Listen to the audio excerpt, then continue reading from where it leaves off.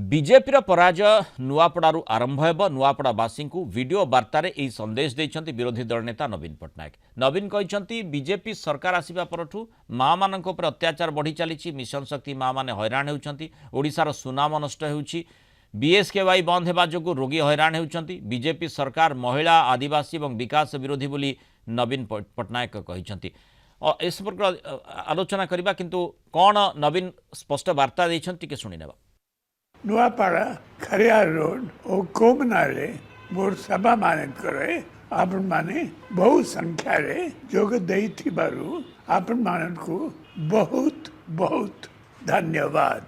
पश्चिम ओडिशा रो जनित तानुआ नेत्री स्नेहांगिनी छुरिया को मु Nuapada by election pi candidate करी छी। नुआपाड़ा रे रही आपण मानकर सेवा करबा पाई मु तांकु निर्देश देछि।